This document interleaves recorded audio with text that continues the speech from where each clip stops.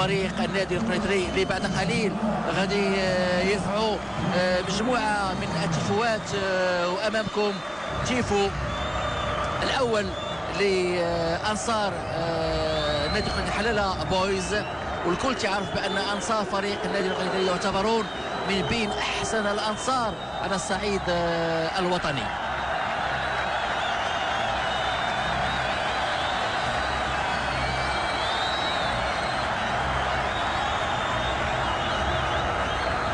هذا التيفو الأول أمامكم. بعد قليل غادي يرفعوا التيفو الثاني. كما قلت القوة ديال فريق النادي القنيطري هو أنصاره الكتور اللي دائما تعطونا مجموعة من الصور الجميلة. إذن بعد قليل غادي نستمعوا للنشيد الوطني المغربي.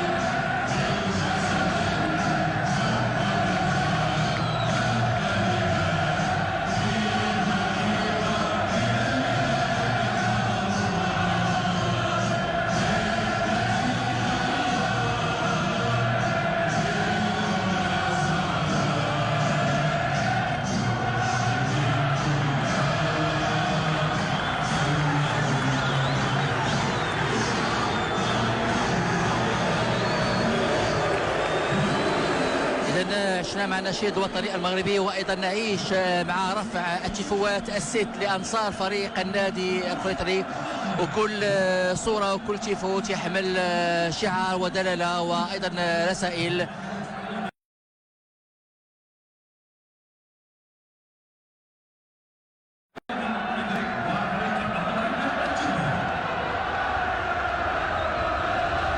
هذا التيفو الثالث. الشعار الثاني كان بمفاد السوسيال ليكسكلوزيون. التيفو الرابع غادي يحمل ايضا رساله.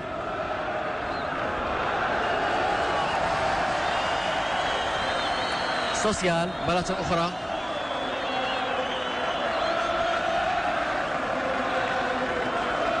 وتيفو تتهيأ هيئة بشكل ناجح بالنسبة لأنصار فريق النادي القنيطري حلالة بويز.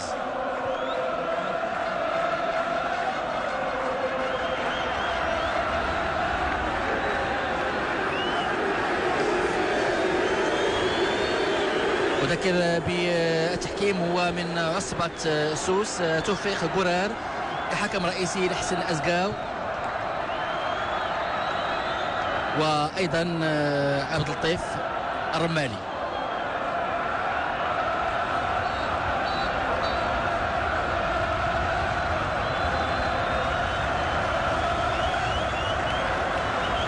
وتيفو يحمل اسم لوريجين.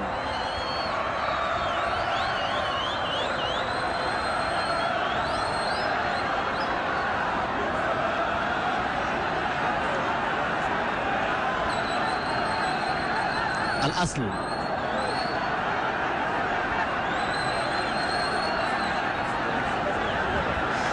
إذن بالنسبة لتشكيلة الفريقين أمامكم تشكيلة فريق المغرب التواني. عندنا العاصمي محمد أبرهول، مرتضى فال، أنس المرابط، يوسف بوشتا، نصير الميموني، سعيد القرادة، رفيق عبد الصمد، عبد المولى الهردومي، سليمان ولد الحاج، وعبد العظيم خضروف. فؤاد بابا الله في كرسي احتياط، رفقة بوحسين ياجور، حديور عاشور حديور، مهدي النملي، علي ايت الشاعر، وفوزي عبد الغني، وأوباما. المدرب سيرجيو لوبيرا.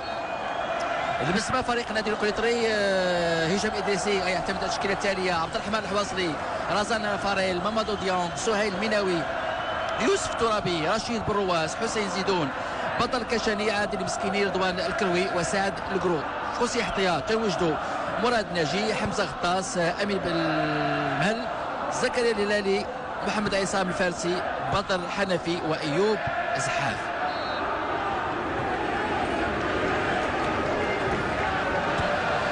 اذا بعد قليل غيعطي الحكم توفيق قرار هذه ثاني مقابله ديالته في دوري المحترفين بالقسم الاول. غادي نتكلم على اداء الحكم، هو من مواليد سنه 1870. ضربه البدايه لفائده فريق النادي القنيطري. كما قلت مقابله لا تقبل القسم على